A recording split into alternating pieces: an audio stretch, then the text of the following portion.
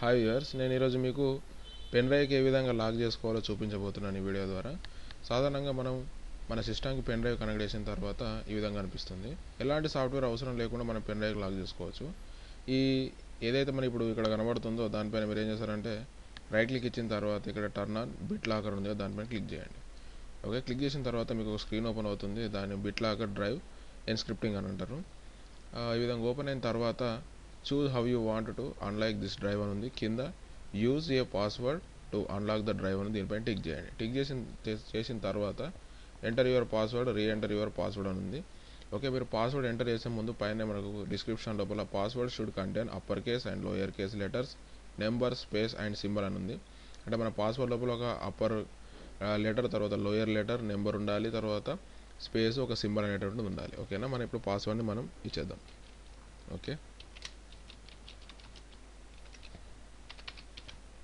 మళ్ళీ కింద కూడా సేమ్ పైన ఏదైతే మనం టైప్ చేసాం అదే పాస్వర్డ్ని మనం రీఎంటర్ చేయాల్సి ఉంటుంది. ఓకే, ఈ విధంగా ఇచ్చిన తర్వాత నెక్స్ట్ అని క్లిక్ చేయండి. ఓకే, నెక్స్ట్ అని క్లిక్ చేసిన తర్వాత మనకు 3 ఆప్షన్స్ అనేటువంటి వచ్చాయి. అందులోపల మధ్యలో సేవ్ టు ఫైల్ అని ఉంది కదా, దానిపైన క్లిక్ చేయండి. ఓకే, ఎందుకనంటే మనం ఇప్పుడు ఇచ్చినటువంటి పాస్వర్డ్ని కనుక మనం మర్చిపోతే దీన్ని మనం సేవ్ చేసుకుంటున్నాం అన్నమాట. ఓకే, డెస్క్టాప్ పైన సేవ్ చేస్తున్నాం, సేవ్ అని క్లిక్ చేయండి. ఓకే, మళ్ళీ నెక్స్ట్ క్లిక్ చేయండి, మళ్ళీ నెక్స్ట్, తర్వాత స్టార్ట్ ఎన్స్క్రిప్టింగ్ అని ఉందో దీనిపైన క్లిక్ చేయండి. ఓకే, ఈ విధంగా మనం క్లిక్ చేసిన తర్వాత ఇక్కడ చూడండి మన పెన్ డ్రైవ్ పైన లాక్ సింబల్ అనేది ఆటోమేటిక్గా వచ్చేసింది. అంతేకాకుండా ఇక్కడ చూడండి ఎన్స్క్రిప్టింగ్ అని ఒకటి మనకు చిన్న స్క్రీన్ అనేది వచ్చేసింది. అంటే ఎన్స్క్రిప్టింగ్ అనేది 100% వచ్చేంతవరకు కూడా మీరు గమనించాల్సిన విషయం ఏంటంటే పెన్ డ్రైవ్ను మీరు రిమూవ్ చేయొద్దు. 100% కంప్లీట్ అయిన తర్వాతనే మీరు పెన్ డ్రైవ్ రిమూవ్ చేయండి. ఓకేనా, ఈ విధంగా మనం లాక్ చేసుకోవడం ద్వారా ఏంటంటే ఎవరికైనా మనం పెన్ డ్రైవ్ ఇచ్చినప్పుడు అందులో ఉన్నటువంటి డేటాని బయటి వ్యక్తుల చేతులకు వెళ్ళిపోకుండా మనం దీన్ని ప్రొటెక్ట్ చేసుకోవచ్చు. ఓకే వ్యూవర్స్, ఇప్పుడు ఎన్స్క్రిప్టింగ్ అనేది నడుస్తుంది.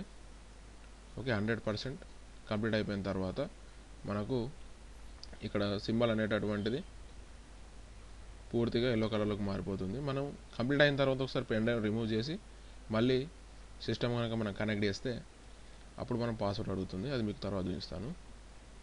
ఓకే, ఎన్స్క్రిప్టింగ్ నడుస్తుంది. ఈ విధంగా ఎన్స్క్రిప్టింగ్ జరిగేటప్పుడు మీరు స్క్రీన్ని దాన్ని ఏం కూడా మీరు చేయాల్సిన అవసరం లేదు, కొంచెం వెయిట్ చేయండి.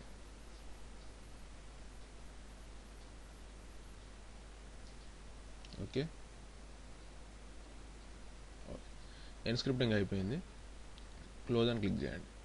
ఓకే వ్యూవర్స్, ఇప్పుడు నేను ఏం చేస్తున్నానంటే పెన్ డ్రైవ్ను రిమూవ్ చేసి మళ్ళీ దీన్ని కనెక్ట్ చేద్దాం. ఓకే